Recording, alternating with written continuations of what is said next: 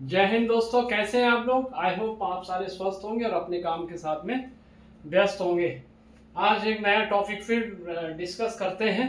जब इमरजेंसी हो जाती है तो आप कहाँ पे आप ट्रीटमेंट करा सकते हैं, क्योंकि कहीं पर क्या होते हैं कि जो हमारे वेटरन्स भाई लोग हैं वो बहुत रिमोट एरिया में भी हो सकते हैं, लेकिन और वहाँ हो सकता है इम्पेनल हॉस्पिटल ना हो, मिलिट्री हॉस्पिटल ना हो, या फिर इस टाइप का कोई हॉस्पिटल ना हो कि इम्पेनल जो ईसीएचएस इम्पेनल हो। तो इसलिए अगर इमरजेंसी केस है तो आप नॉन इम्पेनल हॉस्पिटल जो है उसमें भी आप रिपोर्ट कर सकते हैं।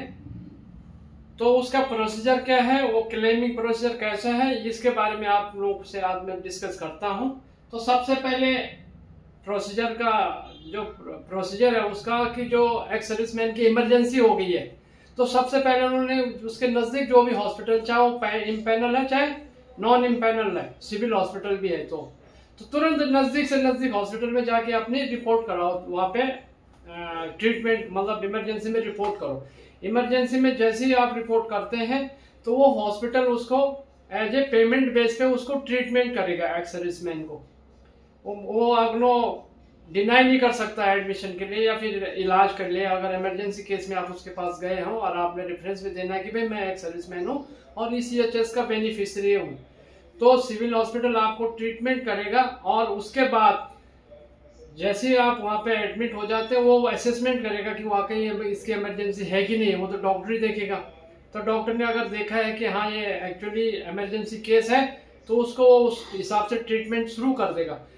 तो उसके साथ साथ वो हॉस्पिटल में एडमिशन कर देगा उसका। तो जैसे ही एडमिशन हो जाता है पेशेंट का, उसके तुरंत 48 आवर्स के अंदर अंदर या तो एक सर्विसमैन का जो रिलेटिव है या एक सर्विसमैन अगर खुद हालत में जाने की हालत में है तो ठीक है, नहीं तो वो अपने किसी भी परिचित को या अपने रिलेटिव को पॉलीक्लिनिक में, जो आपका पेरेंट पॉलीक्लिनिक है, उसमें रिपोर्ट करने के लिए आपको 48 आवर्स के अंदर जरूर वहाँ पे भेजना चाहिए, ताकि उनके पास एक रेफरेंस मिल जाए उनको कि हाँ भाई हमारा फलाना फलाना एक सर्विसमैन वहाँ पे एडमिट है। तो ताकि आपको आगे क्लेमिंग प्रोसीजर के लिए ये अच्छा रहेगा। तो इसके बाद क्या करते हैं कि जैसे एक सर्विसमैन वहाँ पे इलाज करता रहेगा तो वो उसको असेस करेंगे, लेकिन वो पेमेंट बेसिस पे करेंगे। जैसे वो पेमेंट हो जाएगा उसका और उसका ट्रीटमेंट हो जाएगा एक सर्विसमैन का, सर्विसमैन को क्या करेंगे, जब इलाज वगैरह पूरा हो गया तो उसके बाद उसको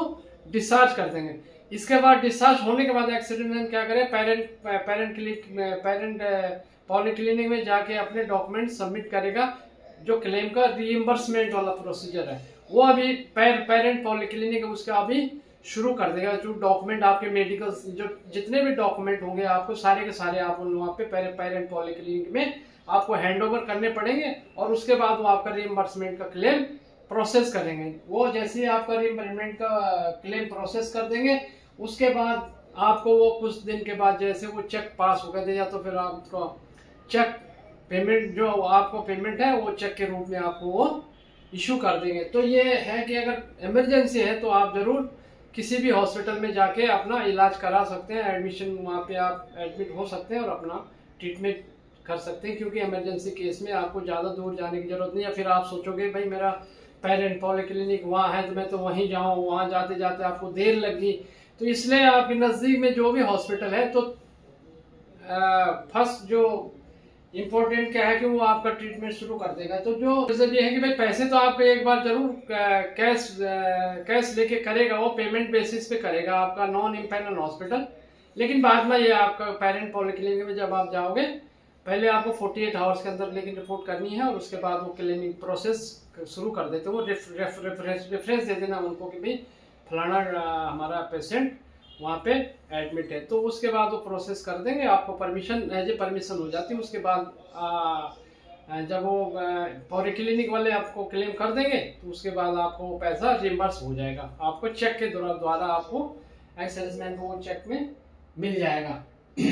तो दोस्तों ये थी महत्वपूर्ण जानकारी, छोटी सी जानकारी लेकिन बहुत ही जरूरी जानकारी है कि एक सर्विसमैन है तो इमरजेंसी केस में वो सिविल हॉस्पिटल जिसको हम बोलते हैं नॉन इम्पेनल हॉस्पिटल में भी अपना इलाज करा सकते हैं।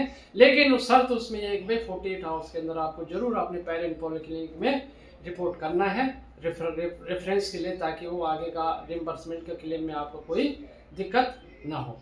थैंक यू दोस्तों। तो ये थी आज छोटी सी इंफॉर्मेशन आपके जानकारी के लिए, छोटी है लेकिन बहुत इंपॉर्टेंट है, तो इसलिए आपका हो सके तो किसी को आप ये शेयर भी करें तो बहुत अच्छी बात है, ताकि जिनको ये चीज़ पता नहीं रहती, इतने टच में नहीं रहते हमारे रिमोट एरिया में या इधर उधर के लोग, तो ताकि उनको भी पता लग जाए कि हम भाई नॉन पैनल या सिविल हॉस्पिटल में भी अपना इलाज करा सकते हैं, जिसका पैसा हमको बाद में वापस मिल जाएगा पेरेंट पॉलिक्लिनिक के थ्रू। Thank you. तो ये थी आज की जानकारी। फिर मिलते हैं कैसी ऐसी किसी अच्छी सी जानकारी या किसी के वेलफेयर के लिए इंफॉर्मेटिव ब्लॉग के साथ में, इंफॉर्मेटिव टॉपिक्स के साथ में। तब तक के लिए जय हिंद, जय उत्तराखंड। Thank you.